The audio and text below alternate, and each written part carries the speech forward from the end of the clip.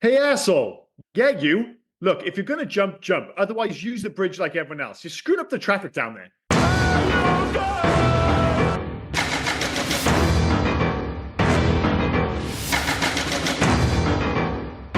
I'm Liam, he's Rob, and welcome to Hate You Guys podcast. This week, we take a look back at 1992's massively uneven, incredibly messy, wholly unoriginal, and yet oddly likable Kuffs. If ever you needed proof of Christian Slater's charisma, look no further than this. Watch on it as he literally drags this movie over the finish line kicking and screaming, proving once again that he might well have been the coolest actor in the world in the early 90s. Now, I've definitely seen this movie before, but honestly, bro, I couldn't remember a single thing about it. Turns out it's because, well, this movie is all over the shop. You obviously, I know I picked this last week, but I only picked this because you told me to. You've seen this a lot more than me. Do you remember it being quite so odd?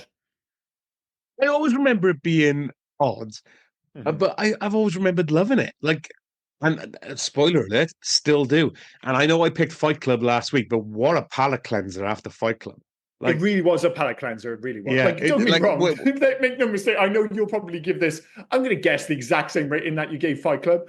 This is not in the same league as Fight Club, but I did thoroughly enjoy watching it. This is getting a better rating than Fight Club, by the way. FYI, you're going to give this.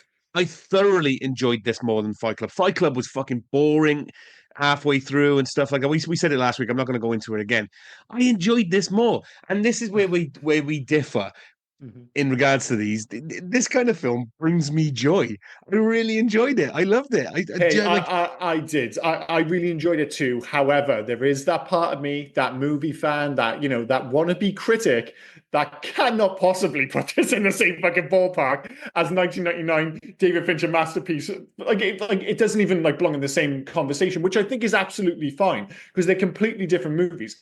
My point with this, and the reason we're going right to ratings and recommendations here, is this is the most 3-star fucking film of all time. It's so 3-star. It could never be a 4-star in my mind because it's so filled with fault. The uneven tone. It's so unoriginal. The score, despite the fact that I love the soundtrack, the score is so fucking annoying. Oh, what do you mean? Increasingly prevalent as it goes on. Do you mean Beverly Hills Cop theme from Wish, by any chance? I was literally watching it and I'm like, okay, this has got clearly, I don't want to say nods to Beverly Hills Cop. Basically, somebody said, what if we did Beverly Hills Cop only, Axel Foley was white? We could give that a bash. They even got Harold Faltermeyer back in to do the score, only, like you said, it's somehow the Wish version, despite the fact that it's from the same guy. It's like he found it on the floor after he did the Police Academy, the Beverly Hills Cop soundtrack, and went, maybe we could use this. And as the movie goes on, it somehow seems to get louder and louder and more prevalent to the point where I'm like, I'm kind of enjoying this movie, but the score is driving me up the goddamn wall. But as you said, what saves it is the soundtrack. Now, going back to the rating, where you're completely wrong, by the way, the reason this would get a 4-star anyway is fucking Leon Rippey's Kane, right? Because that dude is in love. Like that, the balls on this guy. The self-love this guy must have to dress the way and we'll get to it straight away, to dress the way he does, to put his face on nearly every piece of clothing that he has. This guy has some confidence. Mental. The whole Kane-Sam thing, their little duo is a strange one to start with. And the fact that you find out at the end, they're kind of like, oh, we're brothers and we're supposed to care. I just couldn't give a shit. No, best friends. Best friends, I do apologize. Yeah. That's the big, oh my God, we were best friends growing up. I was like, I don't care. The only thing I care about with Kane is his dress sense. The movie, I'm not sure if it's like a chicken and egg thing. What happened first? Did the wardrobe happen first? And then it was so bad, because make no mistake, the t-shirt with his own face on it isn't the worst thing he even wears. He wears a shirt with a fan on the side. Fan on it, but then there's half of the fan on the other side, just down on the bottom of it. Dude, it's like, if you haven't seen it or you haven't seen this movie for a while, and it's available on Amazon Prime now, it's worth loading up just to see his shirts. And I was thinking maybe wardrobe came first, and they're like, dude, the stuff he's wearing is so mental. We're going to have to bring it up in the movie. I honestly think it might be that way around rather than, oh, we're going to make a joke about it and we'll make him wear ridiculous things.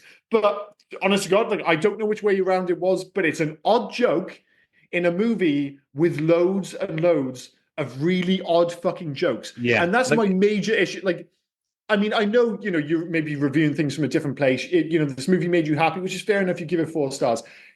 Like I said, the tone is so relentlessly uneven that I'm like, I found it hard to get my head around it. It's like there are parts when I was watching this film where I'm just like, oh, this is like objectively dog shit.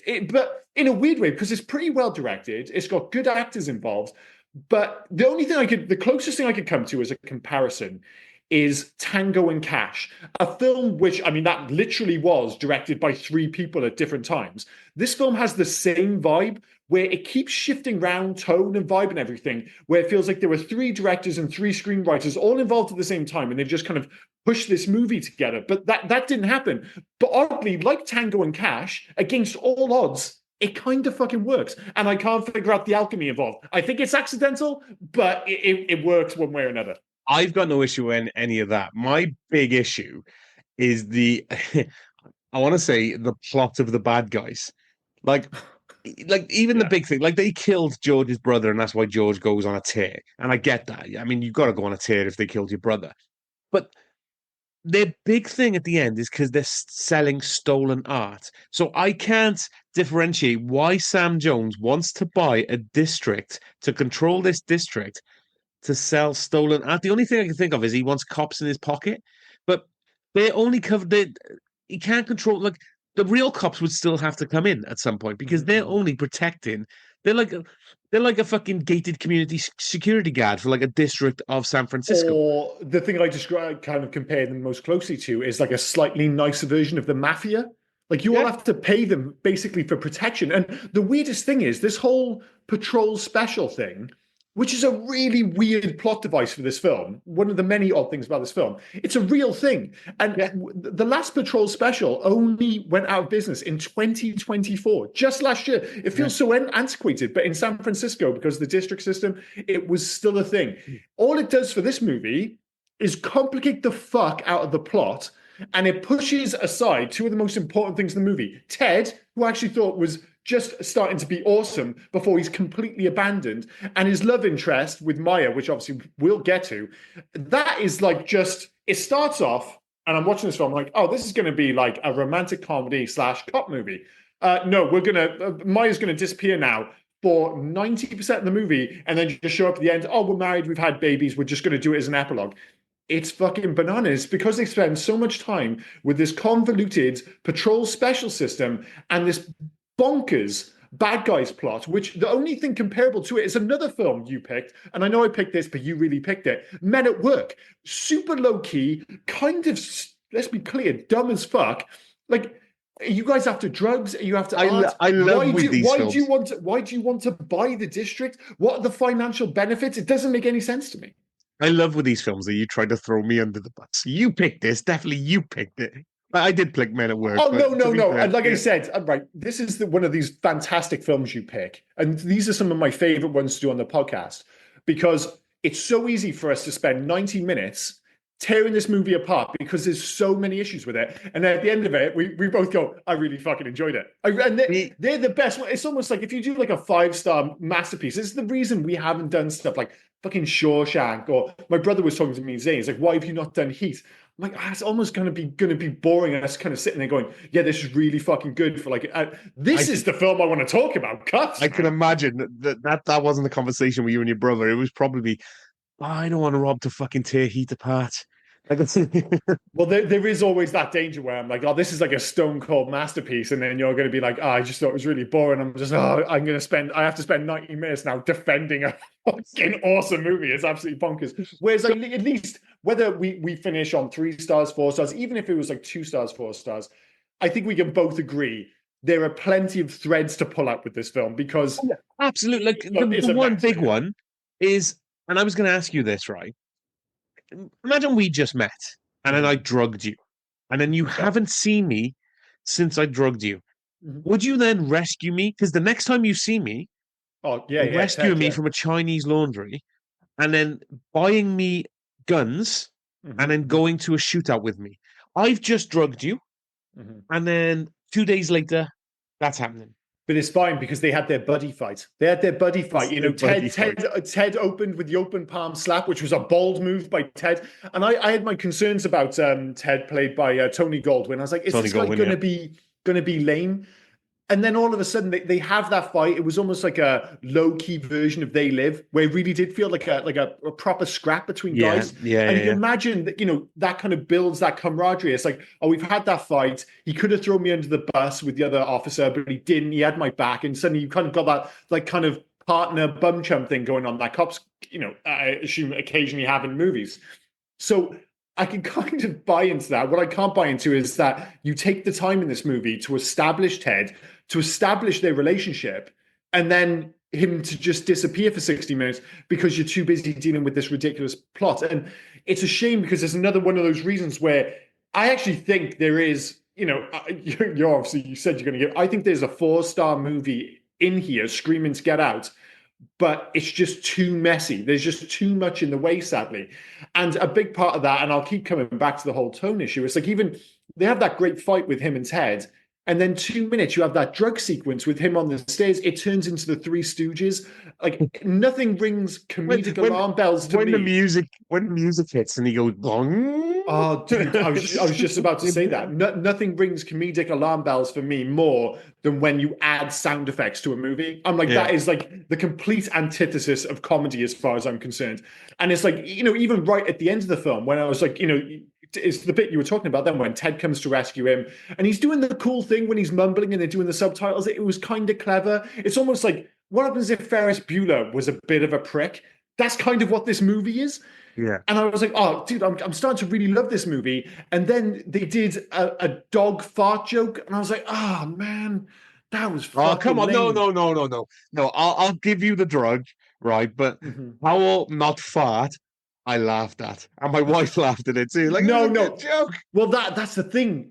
Like I keep going back and forth on this movie because the dog farts and I cringed, and then he did howl not fart, and I was like, oh, I'm laughing now. This is ridiculous. And the same thing happened earlier when they did that bizarre sequence between him and Ted in the police car where they're swearing at each other, and he keeps bleeping all the swear words. And then I was just like, I'm not sure if this works. And then they kind of cap it off with the whole "fuck you," and you actually hear him say "fuck you," and I was like, oh, it's won me over You again. know why? I've never felt more conflicted about a film in my life. So do you know Never. why that was? That was to poke Yes. fun at the censors, Hmm. because it was given a PG-13. So Yeah. they did that to poke fun at the censors. But they must have added that in after because they're poking fun at the censors. A film doesn't usually get a rating until it's been made. So I it's guess kind it's of one of swings and those things roundabouts. So you could theoretically, maybe when it was originally shot, it was just them cursing each other out. And then yeah. they were just like very end in post, they're like, oh, we can just do these clumsy kind of, excuse me, beeps and bleeps or whatever over the top of it to blank it out. But there was actually a whole kind of like bigger conversation about that because its similarities with was it Juiced? I think it was, and they were just like Juice got an R rating, even though it's tonally a very similar film. But it was just because that's a film about black people, and that was given an R rating. Yet this is about white people, and it was given a PG-13. So it got caught up in this whole other conversation, but we won't go into that now. But the You one know thing what we need to do? what's Oh, that? sorry. Go We for need it. to welcome back Mary Ellen Trainermind to the Oh, Hey You dude, Guys podcast because surely we've completed the Mary Ellen Trainer set by now. I'm sure we've got to have. I'm going to check her list in a minute. But Jesus Christ, like Unbelievable. when we first started doing the episodes, and I know we're nearly on 200, he was popping up all over the place. I mean, Monster Yeah, Squad, Die first Hard, 50. Scrooged, Yeah, Lethal Weapon 2. We haven't done Lethal Weapon 2 yet, have we haven't we? done Lethal Weapon 2, we've done Back to one. the Future Part 2, Ghostbusters 2. Like, The Goonies, I think I've already said. Romance in the Stone. Like, Yeah, fuck, there's another one. I'm pretty I sure like Death Becomes it's Her. worth questioning, and I've never done the stats for this podcast, but in terms of like actors, actresses that we've covered the most, or directors, etc., you can make an argument that Marianne Trainer might be our most covered actress on the entirety of the Hey You Guys podcast over 200 episodes. She'd be I'm gonna right up there. say, I'm gonna say there's two, right? It's either gonna be Mary Ellen Trainer or Al Mhm. Long. Al Ooh. Long is in Die Hard, and he's the guy that eats the Nestle Crunch Bar Yep, yep, because yep. that guy is every Asian henchman in every 80s movie, Yeah, and and we've we've watched a lot done of a movies with the lot Asian of them. henchmen. Big Trouble in Little China, Bill and Ted. He was Genghis Khan in Bill and Ted's Excellent Adventure. I Oh, mean, of course. we've done his four known fours. Bill and Ted's Excellent Adventure, Die Hard, Lethal Weapon, Big Trouble in Little China. Then he was in The Golden Child. He was in We did that. Yeah, exactly. What else is he in? It's going to be Gosh, close. You think of all the like stars from 80s and 90s cinema, like those are the two we've covered most prominently. It's absolutely bonkers. it But does. It kind of feels us, mind. It it does feel certainly like, does. yeah, Well, that's the thing. I mean, speaking of which, I mean, we've actually done a lot of Christian Slater's kind of peak movies. You know, we've done True Romance, we've done Gleam yeah, in the Cube, we've done this. yeah. We haven't done Pump Up the Volume yet, so we I need to get need to around to pump up the that. volume. Yeah, I do really want to see that again. But like I mentioned in the intro, the idea that Slater seemed like the coolest guy in the world in the late 80s and early 90s, that was an exaggeration. To me and my brother, like, you know, when this came out, I was, what, 10 years old? My brother was 8. Yeah. He really did seem like the coolest guy in the world. And I know these movies weren't all hits, but like Heather's, Pump Up the Volume, Gleam in the Cube, Cuffs, True Romance, Young Guns 2, Star Trek 6, The Undiscovered Country, the second best Star Trek movie, I might add. And then obviously Interview with the Vampire 94, another movie we should probably do on the podcast. Like he was on like this amazing run of like almost cult movies, and they were cult movies because very few of them were actually massive hits. But like it was something to do with his look, the hair, the way he carried himself, and obviously that's what they're really going for this film. And this was always a Christian Slater vehicle. It was written with him in mind, and you can see, you know, it's got that vibe. And his character is inherently, in many respects, quite unlikable. He kind of wins you over towards the end. But there's long stretches where, like I said, he's kind of Ferris Bueller if Ferris Bueller was a dick, including the whole fourth wall breaking, Hang which on, I'm still Ferris not sure if Bueller. it We works. already said if Ferris Bueller was a dick. Not he's Ferris Well, Bueller. Ferris Bueller was a dick. Ferris Bueller was a dick. Like he was a complete dick, especially to his friend. We won't get into that argument again. If you want to listen to that argument, go back to the Ferris Bueller I just episode. let me put he puts a full stop on it and let's move on quickly. Well, we disagree. This is like the I'm doing a opposite. Liam. Yeah, Doing a this is Liam. the oh like well no, I go for a filibuster effect rather than a full stop. I just keep talking until you forget what it was about. But these are the two where we split on the characters. It was Daniel DeRusso in Daniel Karate Kid. LaRusso, who is LaRusso, an DeRusso. absolute twat. Yeah. Yeah, I think he's okay. And then this being the opposite way. I see. Maybe I'm just giving people the benefit. I like him and Ferris, but anyway. But beyond the point, this But guy, I see what you're whichever saying. way you look at, yeah, he's more outwardly a dick. And at the start, you're like, man, this is a real test of his charisma. A test he passes with flying colors because on paper this character is pretty unlikable for the most part, and you're just like, I'm totally on board, and you can see why his brother Tron, I might add, likes Yeah. him. Our second Bruce Boxleitner movie in 2 weeks. Is that right? We did Tron last Uh, week, right? no, we did Fight Club last week. Tron was Oh, the week so before. second in So 3 weeks. within Still three not bad. episodes, say. So it's our second Bruce Boxleitner movie within 3 episodes. So that's not too bad. The only thing I'll say about his character, the fact that he goes to church before every shift, and obviously they're playing up on the idea that Cuffs is a bit of a douchebag, a bit of a kind of wild card, Yeah. and then Bruce Boxleitner, his character Brad, is like the nicest cop in the world. Has there ever been a more inevitable death in movie history than Brad? I was Yeah. watching it, I couldn't remember. I was just like, oh, he's dying. Like now, he is dying. Every word he said, I was just like, "Oh, he's dying. He's going to be dead. Yeah, he has to die, and die he does under the strangest circumstances." So Kane shoots him, and Cuffs Slater has zero response. He just watches and goes, "That's weird." It's such an odd sequence, and it's followed. And I have to ask you this because it's the first time I've really noticed it. When he goes to the hospital and they're operating on him, there is a giant block off window, which everyone just seems to be looking through and watching them perform potentially life-saving surgery on his brother. So I have noticed Is that. that only in America, or is that a movie thing? This is right. So I don't know if it's only in America, but it's definitely a movie thing or TV show Has thing. to be. Because if you watch these like medical dramas or whatever, there's always these surgical suites where people are watching from above. Like patients, Yeah. people can go and just watch fucking people cut open. And I That don't know if you need feels to like buy a a ticket or 19... anything. Do you know what my wife called out about that hospital? Not the window, the random like standing lamps all through the hallway. Like Yeah, she that's a just strange yeah, one. that was really weird. Just all these Because standing it's lamps. clearly a set. It Yeah. looks like basically the set of Saved by the Bell, and he's been Oh, turned dude, into a hospital. it was basically, yeah. You turn right at the end of that hallway, and you're probably on the police set where he identified Kane in the Mhm. again the weird like when he's going to identify Kane as well. Mhm. It didn't look like two-way glass for a No, it start, didn't. but also he's just Kane not, but George is just in a hallway. He's Yeah, literally in the hallway and they lift the blinds. Don't they give him like a secure room to go in nothing if like that. It's just like anyone could be walking past and just looking at the lineup and going, "Are they doing that now?" It reminded me of like the window from Beetlejuice, where it yeah. just suddenly pops up and it's like, "Oh, what's that?" It's like, "Oh, that's death for the dead," and you're almost like, "Well, you shouldn't be looking at that." Well, it shouldn't be in the fucking hallway. Admittedly, that is a fancy movie, Beetlejuice. It's a lot stranger here. So yeah, a lot of windows in a lot of basically strange places, but I think it put all I can put it down to is the fact that a lot of it was a set, basically, which you can't be said for the rest of the movie because this is a proper San Francisco movie, Oh, right it's from the off when you beautiful. get Yeah. the cargo over the The, top. And the it's one nearly thing, all shot in San Francisco. And when it's not, it's shot in Los Angeles. And it's that cool thing we've mentioned on a bunch of podcasts. You can feel it when a movie is actually shot in a city, and it makes a massive difference. the one thing it doesn't do in San Francisco, and correct me if I'm wrong, but I'm pretty sure I'm not, is sell out with San Francisco and show you the tram like every other San Francisco based I was film. going to say Oh, the by the same way, we're thing. in San Francisco. Do you know why? There's the tram. We're in San Mhm. Francisco. Do you know why? There's the tram. Do you know why we're in San Francisco? Because there's the big fuck off hills or Yeah, the golden. I think they we didn't do do we it. see The the golden. only Do we see the bridge? Yeah, when he's after he's buried his brother, so he's like Yeah.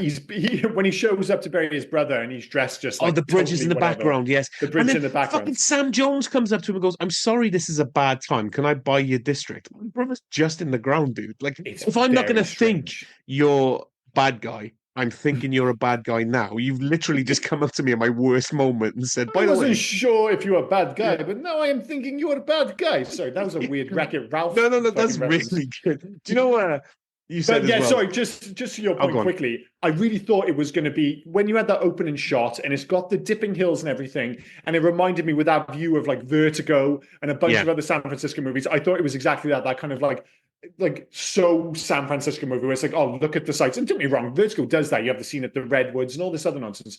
This film is the other side of San Francisco. So you do get that kind of almost establishing shot where they're just like, oh, look, it's San Francisco. But after that, it really goes into the side streets and doesn't do, like you say, yeah. all the kind of greatest hits. They don't go down to the harbor. You might see Alcatraz once off in the distance, but it's the same as the bridge. For the most part, this is quite a gritty look at San Francisco, which I thought was kind of cool. You said earlier as well about Cuffs being a dick, and yeah, I agree. Cuffs can be a bit of a dick, not so Mm. much because he's talking to the camera, but just the things he does. Like, and it's more of a dick than Bueller. I'll give you that because not only does he leave his pregnant missus with a letter, like His he's teenage bought pregnant missus. yeah. He's bought a turkey to hook his brother up to a turkey to squeeze him for another loan. Then when the turkey gets killed he then takes his brother out for dinner and then tells him, by the way, I've got no money, so you've got to pay. And he hits his brother up for a loan. Yeah, like Then I he's not said, really he's that a upset at slimeball. that moment when his brother gets shot. It takes it like I can get shocked for that. But Well, in Jesus fairness, Christ. like, make no mistake, his brother, as far as I can tell, left him a job in his will. Like, that's what he left him. He left him a fucking job. But everyone seems so determined to buy it from him. And I'm like, do the people, the local businesses, give them enough money to warrant it to be something you would want to purchase? Like, I want to own that district from a police, not a police special, what's it called again? A patrol special Patrol perspective special, yeah. that is financially viable. But that seems to be a big part of Sam and Kane's plan. This idea that we're not just buying art or stealing art to sell it. We're using this money to like build the district in our own image or something. I never really got what their fucking idea was. Right down to like when it went Turner and Hooch for that last bit of the movie, and he suddenly has a dog with him. It's like, all right, sure. This really should be Ted, but it's a dog. Fine. And the dog is a like drug Yes. dog, And he but can he sniff can. out paintings. Yeah, what the fuck? What the fuck is going on That's there? that's my thing about this. That's my thing about this whole like bad guy plot. I don't understand why linking buying the patrol special district links to them selling stolen art. And there's got to be Don't know. I don't know. He's an art dealer. At some point, somebody's got to uh, point the finger and go, "Fuck me!" Like Sam Jones, all the art this guy keeps dealing in keeps getting stolen. Well, Like, he's selling it all in one go, apparently, to the Japanese at the end of the yeah, film in one of the strangest shootouts in movie history, where you've got these guys lined up, like dead to rights, and both of them get distracted by a church bell to the point where they literally turn the fuck yeah. around. I mean, Cuff should have been killed like 4 or 5 times at least in this movie. Sam's henchmen as well all look like they came from the fucking hard target Louisiana diner where they tried to steal fucking that woman's money. Like they all come out with this weird bloody denim sleek cut off jackets Yeah, and not everything. And subtle. no, Not not subtle subtle at all. at all. And Speaking then of not Kane subtle, oh, just sorry. oh, I was saying, and then just Kane dressed up in that guy seems like a seamstress to me. He just put two different shirts together every time. Again, I was wondering with the whole him having his own face on the t-shirt was just a really convoluted like joke to have him get shot in the head on the t-shirt, Yeah, yeah, I think which so. kind of works. But I was just like, as soon as he showed up, I was just like, wait, why has he got like a criminal? Why would he have a picture of his own face? And if he was just like a lunatic, if he was just like an anarchist, I could almost get it. It's like a ballsy move. It's like, I don't give a fuck if you know who I am. I'm going to wear my own face on my t-shirt. But he and Sam, you find out, are best friends. They seem to have, while it's very confusing, a legitimate plan as to what they're trying to achieve. So the whole Kane character just doesn't make sense to me at all. Visually, quite fun. And the shootout in Cuff's apartment is pretty decent and all. But Oh, again, fucking look. another How part of this the, film the that doesn't make apartment's sense. tiny. How is How's he it? missing him so That's what I much? mean. And why is everybody coming to that door then, not questioning the bullet holes in the door? The police captain going, do you know what these look like? These look like bullet holes in that door. Maybe I'll just knock.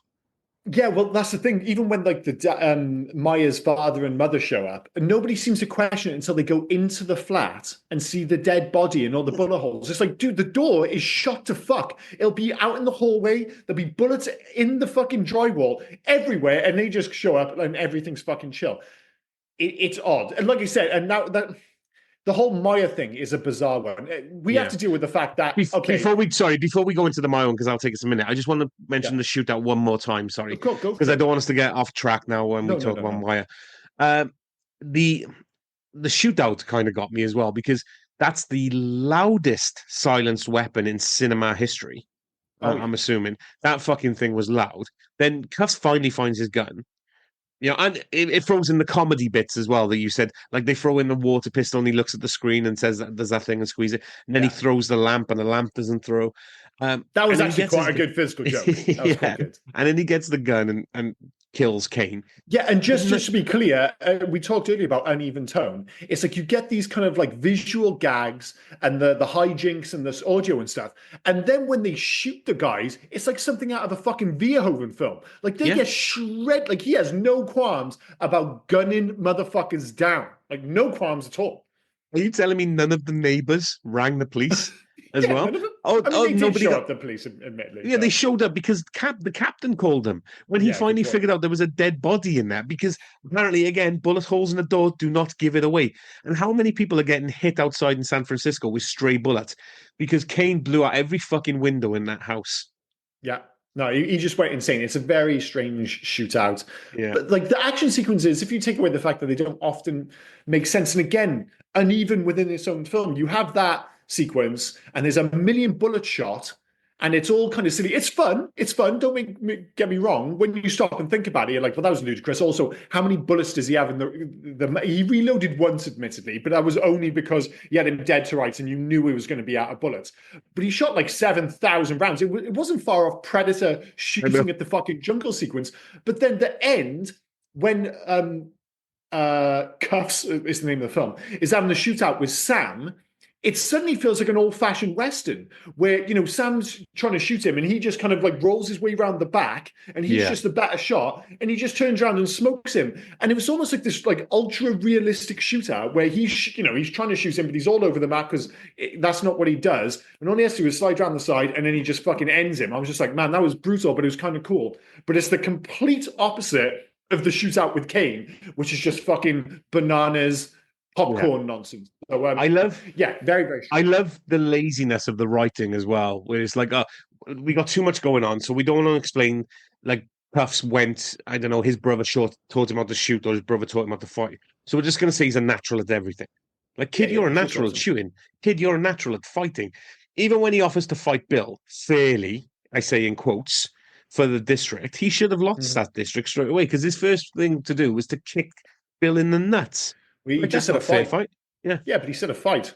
Yeah, he He said kicked a him. He fair shouldn't. fight.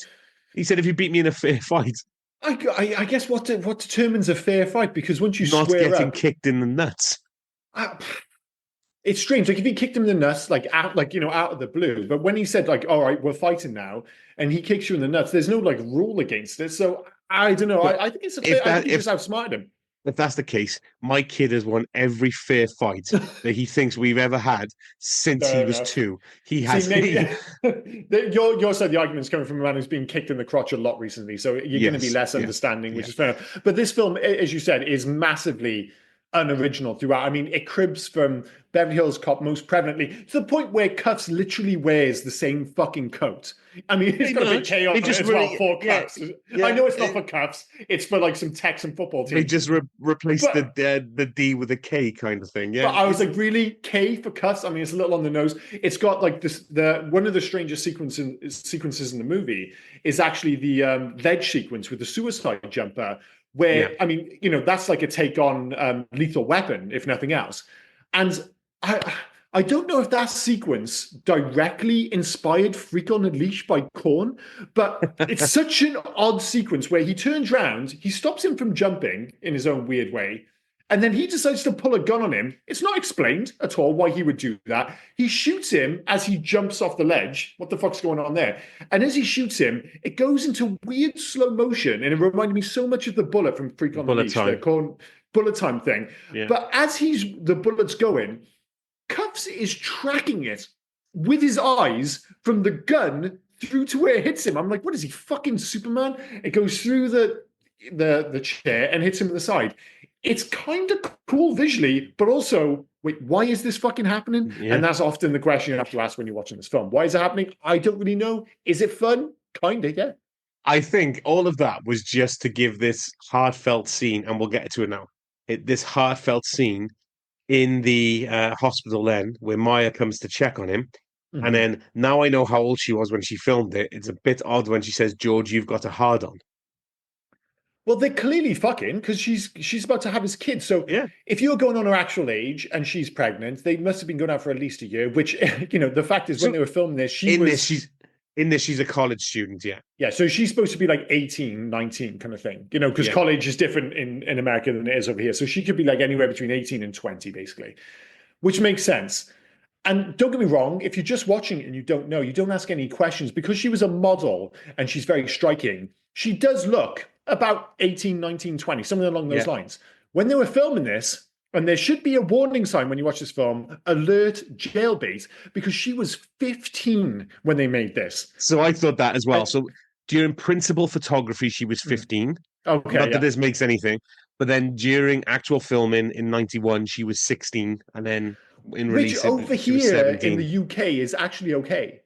Because 16 is the legal age. Well, I'm not Legal saying it's age, yeah. okay, but legally you're on safe ground, I suppose, in so much that 16, I believe, is Well, legal. I I'm can not tell you sure one what is. thing I'm not My wife's Googling. about to turn 40, so it's fine. What's the One thing legal I'm age not in the UK? Googling, what's the legal age in the UK or the US? I'll have somebody knocking my door. So And I love I'm the all idea right. that if I'm completely wrong and it's actually 18, they're like Liam just trying to like give free passes to somebody who wants to Yeah. fucking mac on a 16-year-old. And one of the reasons you would never ask is one, she's dating and pregnant by 21-year-old Christian Slater.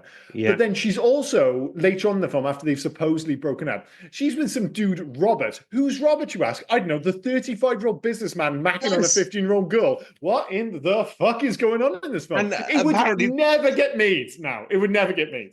and the parents seem all right with all of this because they're just like, oh yeah, we know she's pregnant. It's fine. We're gonna bring her to the door anyway. Well, yeah, no, in the film, I I know accept the it. dad wanted to have a yeah.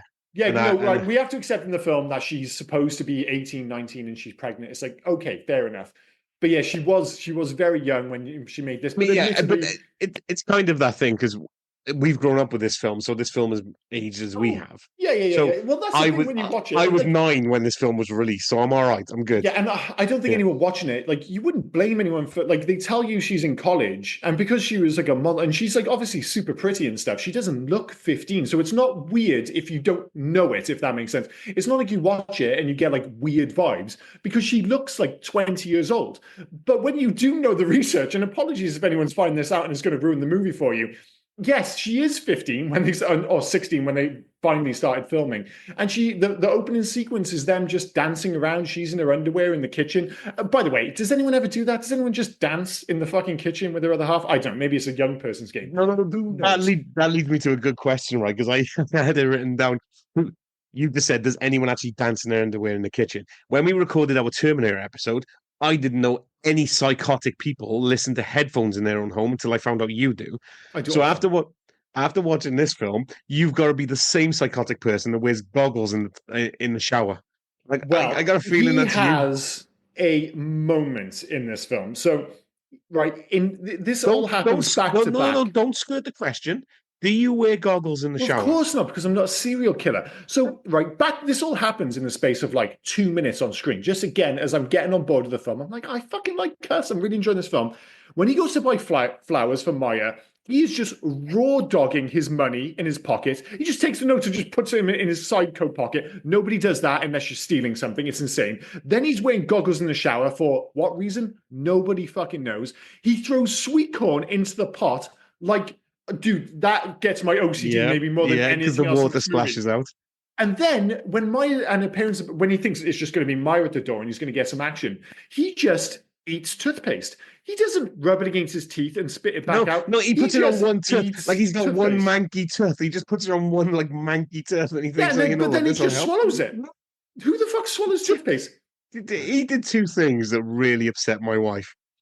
The first one is when he wrote the card, hugs Oh and yeah, kisses on all your pink parts.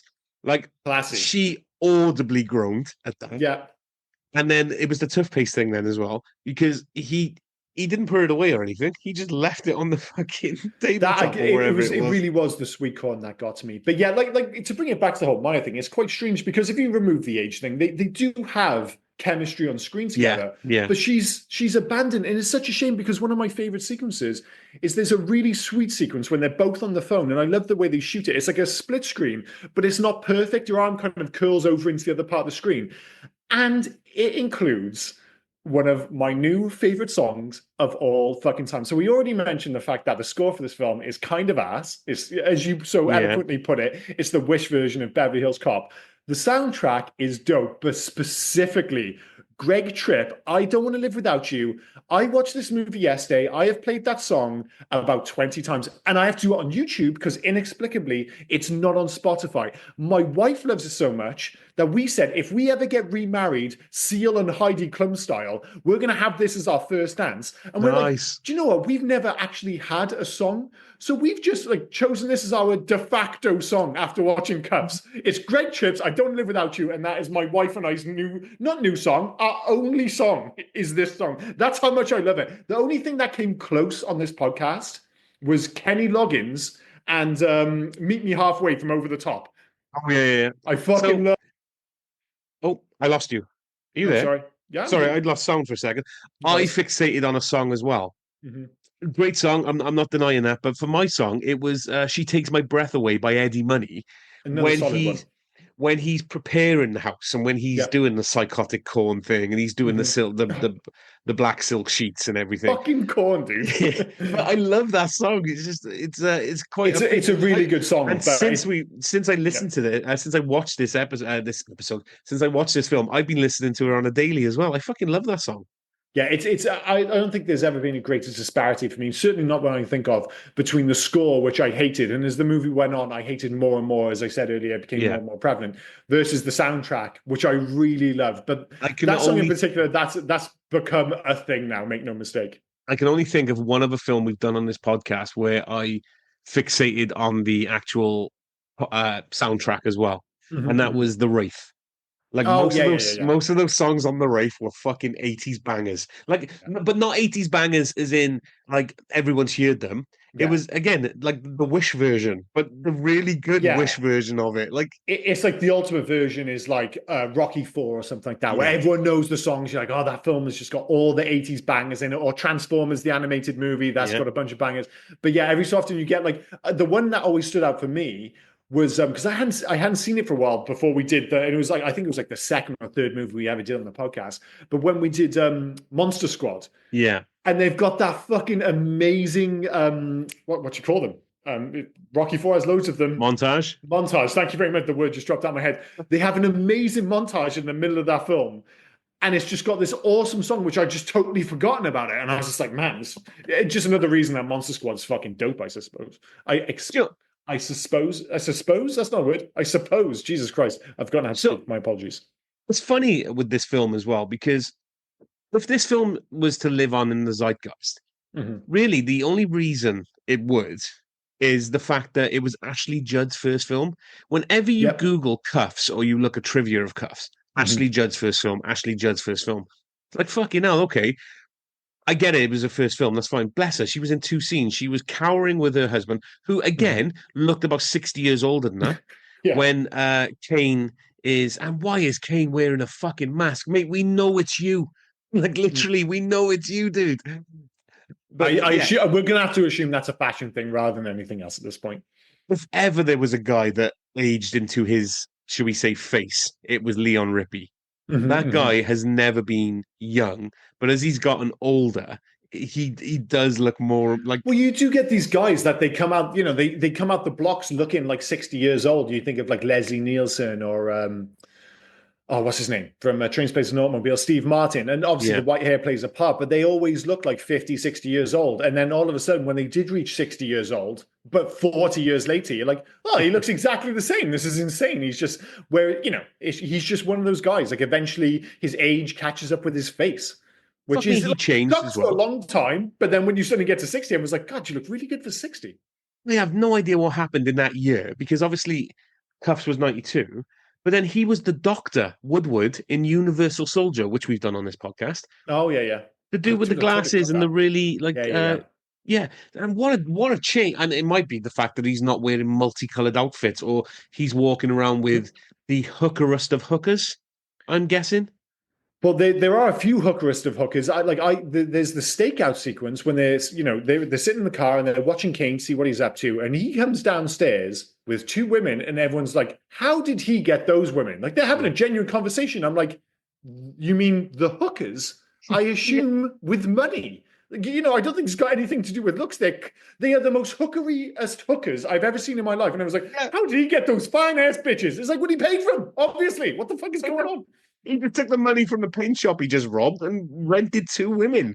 That's And very fucking strange. hell, one's like just in black leather, one's in fucking red leather. You think that he just picked them up from a nightclub? Are you fucking serious? Well, to be honest, I'm not. I'm just not sure how much thought they gave to the script. But then saying that, this was both written and directed by Bruce A. Evans. He only did two movies. He did Yeah, Cuffs and the and massively underwatched Mr. Brooks with Kevin Costner, which is a yeah. really good fucking film. But this guy, like, if you look at his writing credits, it's like Stand by Me, Starman. Like, he was involved in some really good films. So I don't quite know what the excuse is with this film. And all I can think is, What did he write after Cuffs though? I can't remember. Do you know? Yeah, I do. I know. Go, That's why go I'm for it. bringing Go it for up. it. Cutthroat Island. Oh wow, Jesus Christ. There we go. There we go. They can't all be winners. But this is the magical film, which is both a winner and not a winner. It depends what film you want to see. The problem is it's showing you all of them at the same time. And that's my big fundamental issue, which I'll keep coming back to with this film, is that it feels like four movies in one. In terms of tone, in terms of scope, all these things. And I kind of like most of them, but it's just this constant shifting sands of this movie where I just wanted to settle down and just pick a fucking lane. And we've had this with a few movies recently where it just seemed to be that they never quite settled on what they wanted the movie to be. And it's a bit of a shame because when you've got like the whole hog in terms of copying and taking so much from Beverly Hills Cop, it's like, dude, you've got the template there. There's the tone. It's like pretty serious world. Get your action sequences in, and then just have Cuffs doing his comedic thing. And then the big difference here is that he does the whole Ferris Bueller, I talk into the camera and all that jazz. That would have worked. It didn't need the fucking sound effects and the Three Stooges stuff and the romance, which doesn't go fucking anywhere. It's just bookends the movie. It's like, oh, Maya and him are a big deal. Now it's not for 90 minutes. And then in the credits, it is again because he's a dad. And it's almost just, she's just used as this is at the start of the movie, I'm not ready to be a father. I'm not ready to be grown up. And at the end, oh, I am now. So it's fine. She's a means to an end. And it's a bit of a shame, a bit of a waste. But what can you do? What can you do? Did you recognize the instructor as well? The one on the beach. The one on the beach. Yeah, when Cuffs goes up to him and goes, "Why are we always running? Won't we be in cars?" Oh yeah, yeah, I did. Yeah, I Yeah, did. Marshall Bell. I mean, fucking hell, again, if there was a guy that maybe we've done a lot of his episodes, Yeah. Starship Troopers, Total Recall, Stand By Me, because he was the dad in Stand By Me. Like, he was quite. Oh, no, is it No, not Quato? Quato. No, Quato was the Yeah, yeah, stubborn part. So he was at least partially Quato. Quato's bitch, as it were. Like, Is Quato his? Yeah, whoever it is, but yeah, yeah, the Quato guy. Yeah. Well, like, this is one of those movies where it has a bunch of like those guys. Like Troy Evans plays Captain Marino in this film, and I'm just like, who I've we seen. you called me out. Sorry, Troy Evans. You called me out for Men at Work. Who was a police captain in Men at Work, just randomly working with the fucking toxic waste dumper, and we don't see him again. Yeah, it's bizarre, but he's like, well, Captain Marino's weird in this film. I mean, I always think of him from Ace Ventura, but in this, it's like all film is like Cuffs, you fucking piece of shit, and then like right at the end, it's like, oh, maybe we should give this Cuffs guy a chance. It's, oh, okay, what are we doing here, guys? Jesus Christ, it's ridiculous. Suddenly we're all on Team Cuffs just for the end of the film. It's like he's proven everyone wrong at the exact same time. The other one as well, the chief's wife. Mm. I recognized her. She's uncredited, so I had to do a bit of a deep dive. Is this the one that And Ted's? But no, Ted Ted's was fucking fucking. a daughter. Oh, yeah. Sorry, Ted's yeah, fucking the chief's wife. Yeah, yeah, he yeah, met. He didn't know she was a chief's wife. Apparently, he met her in the yeah. That the was it. grocery store. Yeah, Alexandra Paul, who people might recognize from, of all things, fucking Baywatch. She was Stephanie Holden. Well, what was she doing exactly? Because she had a house, and I know it wasn't quite the same in 1992, but that house, if you wanted to buy it now, would cost millions because it's right in the center of San Francisco. And I was like, man, that's strange that he lives there. But, you know, he's like a cop. Apparently he's not even working at the moment. How can he afford this house right in the center of San Francisco? But then you see her car, and it's that badass red Corvette, and you're like, Yeah, oh, the chief's daughter's up to something. She's making some fucking bank, basically. So I don't know what it is. But you know, she's cool in it, and again, like it's just this car another as well. I example mean, of just this person. There's a his couple of cool cars in this film.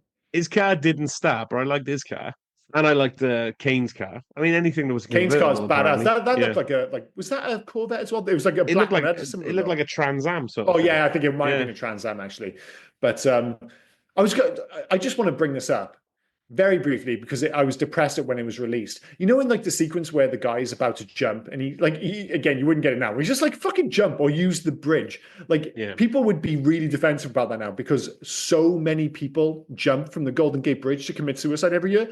I'm not sure if you've ever seen the documentary The Bridge. No, Firstly, the reason I'm bringing this up is because it's a really good documentary, and I was horrified to find out I was released in 2006 because I was like, man, that was released in like 2013, no, 2006, so 19 years ago.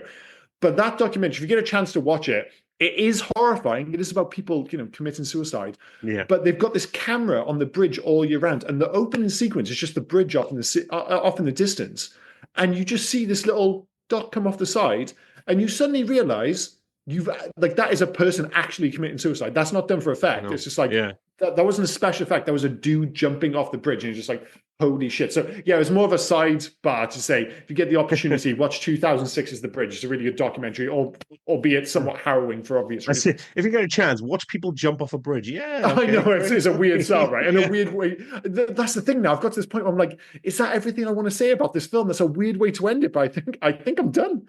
I'm gonna check my notes, but I think we might have said everything. You're a psycho because you wear goggles in the bath. Yeah, yeah. I'm going bath now. You're not even having a shower anymore. When I tell this story, you wear goggles in the bath. Well, I don't take baths, and I definitely don't wear. Again, what would they go? I don't think. I think the I'd point like to is know. nobody wears Have you ever goggles in the showers, right? have you ever taken a shower? No, I would hope not. Have you ever taken a shower that's actually gone above your head? Of course I have. There's one in Well, my house. you're 14 foot tall. I assume you'd have to duck. Well, I have very, very high ceilings. Don't get me wrong. Oh, It's more the fact that I've run into a lot of showers, especially when I go on holiday, where they're at like kind of chest yeah. height or Yeah, I was more gonna or say. more that's okay because I can kind of duck down a bit. The real problem ones are when you get into the shower and my head's scraped because you know sometimes they're kind of built into Yes, the room yes. and the floor is raised and the roof's like slightly down and suddenly it's like my head is literally scraping the roof. I'm like, well, this isn't much fucking fun. I But mean, hey, as much as I take the piss out you being tall, you're only 3 inches taller than me, so it's not like it's and I wear massive. it very. It's absolutely fine because I know I wear it incredibly well. Yeah. I'm a very solid 6'7" as far as I'm concerned. But anyway, favorite No, scene. as I say, but I have the same thing where the showers just hit your tits. Yeah, yeah, Instead, it's you got to not good. duck under. Oh, fucking I'm just washing my belly button. It's very bizarre. yeah. Um, it's a strange one, but I might go with the phone sequence between Cuffs and Maya. I mean, not only because Greg Oh, are we trips on and the favorite scene? song. Yeah, yeah. Oh, Sorry. sorry. I thought that made. Well, we're here now. Let's just keep going with Yeah, it. let's do it. Let's keep going. I think part of it is I just genuinely love that song that much. But I think it's such a charming scene, the way they shoot it. And as I said, I do think they have chemistry. It's just a bit sad that the relationship doesn't really go anywhere. Um, I also like the swearing scene with Ted. I thought it was really silly, but it got me back with the "fuck you" joke at the end. So one of those two. But I'm gonna go with the phone sequence between Cuffs and Maya. So I would choose that sequence as well because you're getting the emotion from George. But for me, it's after his brother dies and he's in the hospital Hospital. waiting room. Hmm. And you just see this emotion just coming off him as he's holding his head down and stuff like that. And it leads me into something then where the captain comes up to him Hmm. and says, "Are you Cuffs? Okay, sorry, come with me. Your brother left you his district. If you want to sell it, tell me now." Fuck me, his brother's just died 30 seconds ago. Like, you just It's odd that we both picked as sequences with emotion because a lot of the film doesn't have that. But then this film is like, is it going for emotion? Is it going for irreverence? Is it trying to be action packed? Is it trying to be comedic? Is it trying to be dramatic? that's the thing. Occasionally, it's oddly violent. It's bizarrely, it's all of these things. It's fucking all of That's them. funny. It's such an entertaining ride where it is literally throw shit at a window and see what sticks It kind of really film. is. It really And is. but I've always enjoyed this film since day one, and I was so happy when it came on Amazon Prime. And when you chose it, yes, you chose it. I'm Well, so like you said, happy you got chosen. it is charming, but if we're kind of well, no, we'll wait for ratings and recommendations. In terms of loves, number one, I mentioned a bunch of times, Great Trip. I don't want to live without you. I don't need to talk about that anymore. Number two, Pete Christian Slater, a proper movie star performance. Like I said, he does drag this movie over the line, kicking and screaming because it's a messy movie, but he makes it work with basically just movie star charisma, as far as I'm concerned. Um, Three, just all the individual elements are solid. I'm not convinced they should all be in the same movie, but the individual elements themselves are all really good. As I said, the stars, the direction, the soundtrack, if not the score, it's all good stuff. It's just messy. And I'm going to sneak in a fourth: Slater's hair and jacket, just super iconic. Well, you could add that to Slater, to be fair. But for me, number one is the soundtrack. I think the soundtrack's great. Mm-hmm. Not the score, the soundtrack. We've already said Yeah, about that. My my notes have auto-corrected. I put Christian Slater, but it's got Christian Skater, which would have been kind of better works. for yeah, it Yeah, would yeah, have been better Gleam in for the Gleam in Cube. the Cube. But Christian Slater, I think, is great in this. Like Yeah. they're not even fourth wall breaks. Well, they kind of are, but it's just like Oh, they he's are. like the narrative. Yeah, but a fourth wall break to me, and I know that's what he's doing, is every now and then basically just telling the story throughout. So I Well, don't know if that's it's a why it felt quite narration or lazy, yeah, didn't it? yeah. It's not like an emotional thing, his state of mind or anything like that. He is constantly delivering, narrative for the film. Like It feels he's like a telling you where we documentary are. thing, like he's being followed by the camera and stuff. So, Mhm. but no, I think he's really It's good just in a it. shame. It's Yeah, like it's a cool idea, but when it feels like it's just being used to deliver exposition, that's when I'm just like, man, this just feels fucking lazy now, and it doesn't really work. But it is what it is. and the city of San Francisco, after the darkness of Fincher City last week, Mhm. the city of San Fran looks fucking great. It's so bright, so even at night, it's just all lit up. It's lovely. I think it's shot beautifully. Yeah, it's a different vibe and it's a different Yeah. side to San Francisco, but it also doesn't like overdo it with the grime. It's just like, oh, parts of this are just a city, but yeah, I quite like that as well. And I'm going to sneak in a fourth. Sorry, Cool. I'm No, go sneaking in for a it. fourth, and it's Kane's dress sense. Yeah, I love his under dress sense. loves. Yeah, That's a bold move, I sir. wouldn't dress like. I love the brass balls on this guy to actually be able to dress like that. Like It, that guy's got some it confidence. when the outfit where you literally a t-shirt with your own face on it isn't the worst thing you wear in the movie. I mean, if nothing else, it's certainly memorable. The fan shirt for me absolutely steals the show. In terms of hates, number one, with a bullet, uneven tone, it's just all over the map. Two, Sam and Kane in this slightly silly plan. I mean, they want to change San Francisco. I don't know what you guys are trying to do. And number three, I hate movies that add comedic sound effects. As I said, total red flag for me. Oh, and four, Harold Faltermeyer and his Beverly Hills Cop leftovers become relentless as the movie goes on. And number five, bring back Ted and Maya earlier. There we go. Fucking hell. I know. Any more? No, I Yeah. forgot about the whole Ted. That was one of my major issues. Is I liked Maya and I liked Ted, and they went missing for such a big part of the film. I'm just like they should have been. I get it becomes Cuff story for a little bit, but Ted and Maya should have been brought back in with like 30, 40 minutes left, and Maya should have been a more. I know it's kind of been done to death, but they should have like I don't know, fucking abducted Maya or something like that, made that kind of connection there. But it is what it is. So for me, I'm going to go in reverse here because basically I'm just going off the back of yours. Uh, my third one was Ted doing so much for Cuffs after one night. Hmm. It just felt like you said, and that goes into what you said about bringing back a bit earlier Hmm. because there's just it happened in one night and it ended with him drugging him, and yet at the end of it, then Ted's like, yeah, I'll do all this for you. I'll risk my life for you. Hmm. I'll use my credit card. And fucking hell, what's his credit card limit? Like, all right, we don't buy guns in America, but I'm pretty sure they're going to cost a couple of grand. Well, I love the fact that in this film there are two gun purchasing scenes. Two. Yeah, He goes and back to the same gun shop twice. there's also no what's the word? No ID or Checks. anything, is it? No checks Well, because no. Well, usually he does mention like the second time he does mention that they're cops, so he knows that they're cops.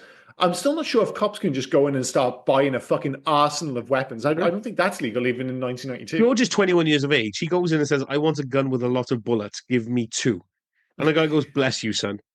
Well, dude, I mean, there are parts when you drive around America and you see these shops, they're so casual. It's just on the side of the roads, and it still catches you off guard. Obviously, being British, you can't just buy a fucking gun anyway. And you just see it, and it's just like buy and sell guns here, and it's just like that's just next to like the fucking petrol station. It's bizarre. It's bizarre.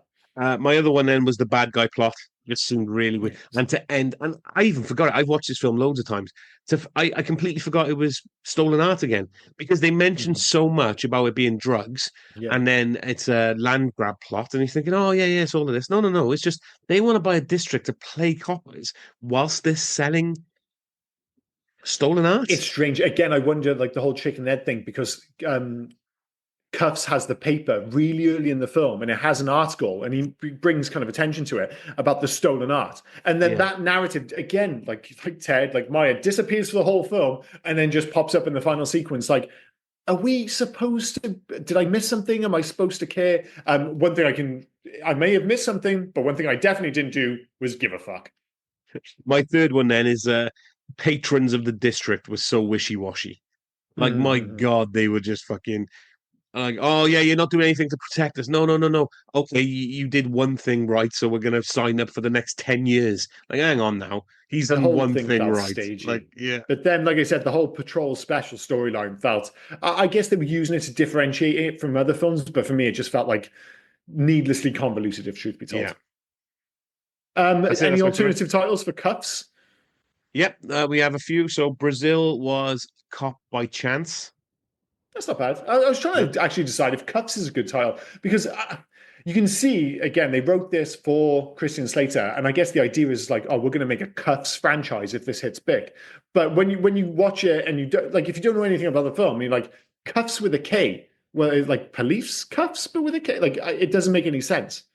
So it's not actually a great title of it in America I or don't in mind Europe it. either. I mean, yeah, It's it's fine. police cuffs, but his Yeah, name is Cuffs. Like, yeah, yeah, but yeah. retrospectively. But if you're trying to sell this film and you're like, it's just called Cuffs, it's not even clear that it's a dude's name. So you're just like, I don't even really know what they're going for. So, well, anyway, let's hear the ones that from the rest So of the yeah, girls. I said a cop by chance. Denmark then was criminally naughty. That's terrible. Don't like that. Yeah. Sounds like porn. Uh, Germany Goddamn went literal. Scandinavians. Germany went literal. Cuffs, a guy to shoot. Yeah, I Yep, mean, both literal and nonsensical at the same time. God yep. bless him. Greece, the hunt for the killer. Nope. India, this is awesome. I'm guessing the original title Cuffs went into the Hindi language and then came back out to the English language and got translated to Kuffs, Brilliant. Coughs. Yeah, as we can in score cough, as coughs. in Yeah, yeah, yeah, yeah. yeah, yeah. That's sure. Italy, policeman in blue jeans. No, it's just too long-winded. Portugal, Cuffs, indomitable agent. Nope. No, that sounds like a kind of early 90s Mega Drive game. Russia, Cuffs with a C. But again, just confusing. Just confusing. Yep. Uh, Taiwan, I'm guessing they watched Wanted a bit too many times. My Bullets Will Turn. No. And finally, Venezuela, Police by Chance. Police by Chance is actually one of the better ones, but turns out that Cuffs probably is the best part of the bunch. So take back what I said at the start of that little section. Facts. You mentioned the fact that there aren't many beyond the one you've already mentioned. Yeah. So the script was written specifically for Christian Slater in mind for the Mhm. title role. We've already said Millie Jovovich was 15 during principal photography. The cursing scene was written to poke fun at PG-13. The first feature film appearance of Ashley Judd, she turned down a larger role because she was asked to do nude scenes. She responded, "My mother worked too hard for me to take my clothes off in my first movie." In fact, she said in an interview the producers were asking her to take her clothes off since she first got into acting. Well, first of all, my first audition yielded a screen test and I was asked to take my shirt off. It was between another woman and me, and I said, "That isn't about our acting, that's about evaluating a pair of breasts." And the answer was not no, but hell no. See, this is one of those movies where they clearly don't have many facts, so it kind of almost kind of like veers off towards something else. It's kind of Yeah. loosely related to this, but it's really just a story about the actress. Fisher Stevens was the first choice for Ted Bukowski, but the producers wanted Tony Goldwyn, who had first come off Ghost or who had just come off Ghost. Yeah, Ghost was massive as well back then. I like Fisher Stevens as well, but I don't know Yeah, I if he like would have Fisher been right for Stevens. this. I Yeah. don't no, I quite like Goldwyn for this. And again, it makes sense coming off Ghost. So Millie Jovovich worked on Return to the Blue Lagoon between filming. Yeah, because that's just a movie series about jailbait. Like going Yeah, back to like the original one in 1980. I'm yeah. not sure if there's an older one, but yeah, it just seems to be like, oh, we're just going to do this every like 10 to 15 years, get a girl who's like dangerously young to show up in these films and have it all be a bit kind of uncomfortably sexy. Who was the Uh, original one? It was Brooke Shields, wasn't it? She was Brooke 15 Shields, yeah, too. yeah. Christian Slater said in an interview that he got shot when they were doing a scene where the bad guy has his gun aimed at him and he pulls the trigger and it was supposed to be empty. Unfortunately, the chamber wasn't completely clear and there was still a blank in there. Slater popped up and the guy pulled the trigger. He was supposed to fake pull the trigger and Slater got shot. Afterwards, Slater said the guy started crying. That fucking hell, that sounds like 2 years later then. That sounds like Rust. Yeah, The well, Rust with Russ, Alec Baldwin. yeah, but I'm going with what was it? The Crow, The Crow. Yeah, Brandon yeah, Lee. yeah, Yeah, yeah. yeah. Oof, Jesus Christ. Ashley Judd and Tony Goldwyn will collaborate on actors again and kiss the girls. Yeah, it doesn't fucking matter. That's the last one, really. Just Fair not enough. many Fair facts enough. for it. So, Hope to the Future. So, it's where we ask the question: remake, sequel, let it die, or leave well alone. For me, this is easy. Just let it die. And I don't mean that in a horrible way. I really enjoy this film, but it's very much a movie of its time. It's a Christian Slater vehicle. There's nothing particularly special about the tone, as we said. It's magnificently unoriginal in many respects. So, no, I don't need to see another version of this. I'm happy to leave it where it is. So, yeah, let it die for me. Yeah, I wouldn't say let it die. I'd say leave it alone. Like this kind of needs to be protected. This film. Uh, Yeah, like this is where we have that distinction because to some people, let it die and leave well alone can sound similar. It really is to how attached you are to this film. So leave well alone. I always think of something like the ultimate example is say Back to the Future. Leave well alone. Don't you fucking go anywhere near. Don't change it. Don't touch it. You certainly don't fucking remake it. You leave Back to the Future well alone. Whereas let it die, it doesn't mean anything horrible. It's just like, yeah, just I don't give a fuck. Just leave yeah, it. no, Don't need to remake it. It's more we don't need to rather than don't touch. yeah. The way I see let it die is just again, just let it go off on its own little thing. Just memory will fade of this film. I don't want Yeah, memory to it's fade just of this film. No, I want it to be protected. Leave it well alone. Just for the time it was, it's fun. Christian Slater's I love fun the in it. fact that you're like maybe the only person in the world who's like going out of his way to actively protect 1992's Cuffs. Like, no, it can't be touched. It must be protected and Yeah, stuck behind absolutely. bulletproof glass at all time. Let Fight Club fucking die, but leave this alone. Wowzers. Make a change. So it's easy for me. I mean, obviously the funny answer, I guess, is, don't pick a girl who's 15 years old to, have relationships with guys called George and Richard. They sound old. The correct answer is just commit to a tone. It's all, or maybe just have two tones rather than, I don't know, fucking five of them. It's the biggest, like, this is a really fun movie, but it's incredibly messy. So yes, definitely commit to a tone. Yeah, pretty much the same thing, but for me, it's making more of a buddy cop thing. Mhm. Keep Ted in there, right? Yeah.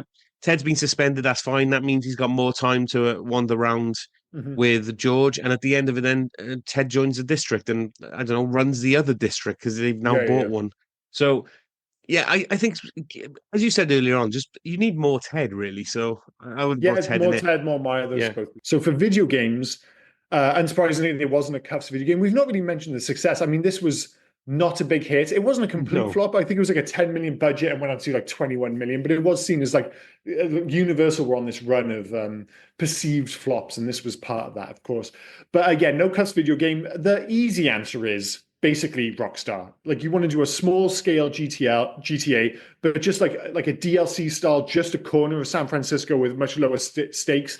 I could again, we've mentioned it a few times. If anyone could do a fucking cut DLC, it's Rockstar because they could just do whatever the hell they want because they have all the money in the world. Or, and just because we like mentioning this video game on nearly every podcast, sleeping dogs. But the correct answer is like a kind of GTA DLC style spin off of just this little district of San Francisco, super detailed, but just much lower stakes, kind of less action, more quipping. That's what I go for. For me, to make it because you make it look beautiful and everything, and you could have a better story with it. It's Naughty Dog. I just Mm-hmm. have the Naughty Dog story, so you're just following then Cuffs through it, so it's linear. That's what I Oh, like I about the see. I Naughty see. Dog things. The games are linear, so you don't Mm-hmm. have to go off and collect 100 fucking feathers or do this shit or do that shit. No, I fucking hate those kind of games. I just Oh, love see, playing the story games. So sometimes with games I can get into that zone. I remember it was like everybody hated Crackdown 3 when it was released. But for me, I was just like, because it was supposed to be really ambitious and it got scaled down. But it was just like the first Crackdown. And it just turns into this like orb collection game where you just jump around. And there's loads of games like Ubisoft do it terribly. It's just things all over the map. But some games I can just get into this kind of mindset. I'm like, I'm just going to like hop around because traversal is quite fun and just collect all the little things. It only I works for can. certain games. You definitely don't need it for this game. And like I said, it's more narrative based, but Naughty Dog's a perfectly decent shout.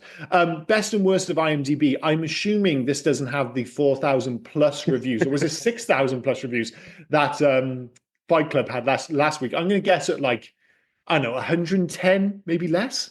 Oh, less, yeah. 62. Oh, 53. Oh, not too bad. Not too You're bad. getting close. You're getting close. One day you're So going to nail it. 53. I'm going to guess and say eight 10-star. No, 10-star reviews. Oh, you should have gone the other way. Yeah. Six. Six. Okay, fair enough. Six 10-star reviews. So where is it? I had it saved. Warning, spoilers. Yeah, we're fine. Right, so written in the 25th of April 2017. Title: How can no one like this movie? Don't get me wrong, it's a cheesy 90s action comedy, but it's a great cheesy 90s action comedy. You got Christian Slater of Heathers playing the snarky, irresponsible, but lovable George Cuffs. He finds out his girlfriend Maya is pregnant and leaves her to find a way to get some money from his more responsible patrol special brother, Brad, played by Tron himself, Bruce Boxleitner. While the latter is not too happy about the former slacker routine, he obliges only for tragedy to strike when he is gunned down by an assailant. George finds out he inherited his brother's district, and rather than sell it, he decides to run it, using the resources available to him to find his brother's killer. Upon training, he is assigned to Ted, and a police officer tasked to showing him the ropes. It's a movie of thrills, spills, and bleeped out cursing, and it's worth the watch. Now, the problem when I randomly pick some of these, and this is the first time I've done this, that just basically told us the plot. There's I no was he going to I he was going to jump in, but you're on a roll. I was like, I was like, how long is this going to go on for? Because it just yeah. sounds he's going to read the entire fucking plot of the It movie. gave us a 10 out of 10, and he's just reiterated the plot. Now I picked these at random, so sometimes we're gonna Mhm. get something like this, Fair but enough, fair I enough. ain't But we going for can another call one. that a day. Yeah, yeah. So Yeah, so if we've got six 10-star reviews out of, you said it was like 60 odd reviews, or 53. 58, 53. I can't imagine how many people are going to go out their way to write a 0-star review for Cuffs. Maybe just as many? Six? You're two off lately. What for? Four? Fair enough. Fair Yeah. enough.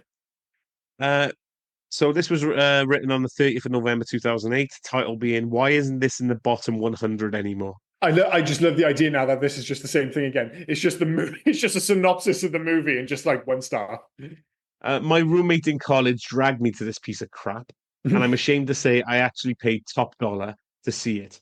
It's the first movie I ever Top walked out dollar. on. Yeah. What do you It's mean the top dollar? Like when you go to the cinema, unless it's IMAX, certainly back in 1992, all the movies were the same fucking price. He's put in brackets, mind. I didn't read the brackets, but he's put in brackets, maybe $6 in 1992. That's top dollar. I guess that is top dollar. Yeah. Fair enough. It's the first movie I ever walked out on, or it would have been if my roommate wasn't such a big Christian Slater fan. That and the fact that he had the car. When the IMDb top 250 and its ugly stepsister, the bottom 100, first came out a few years ago, this movie was in the latter. It was right up there, or down there more appropriately, in the top 10 with Manos, The Hands of Fate, which really wasn't that bad if viewed via Mystery Science Theater 3000. This truly was a horrible film.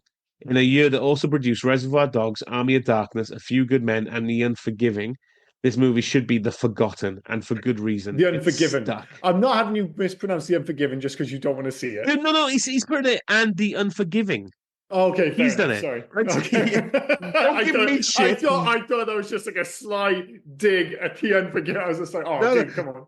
don't give me shit because Mike168 wrote this, all right? See, now I'm having to check. Is there a movie called The Unforgiving from that year? Sorry, carry on. Sorry, my No, apologies. that's it. I've finished. It basically just at the end says it's stuck, not sucks, stuck. Well, there is a 2010 film called The Unforgiving, but I don't think he's talking about that. Anyway, that leads us on to our own ratings and recommendations, which we kind of gave away ages ago. But mine is, as I already said, like the most three-star of all three-star movies. The good bits are really good, but they're completely spliced with all the terrible bits. It's all in at the same time. It's 3 movies, 4 movies, all at once. A lot of it's good, but it's always messy. I wouldn't recommend it because it is just a bit too messy.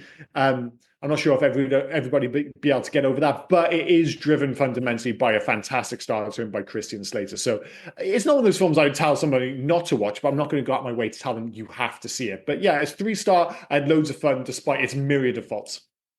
So I said I wasn't going to give it the same as I gave Fight Club, and you instinctively said, "No, I'm going 4." So I haven't corrected you for the last hour and a half. Mm-hmm. It's 3.5, dude. Like Okay, fair enough.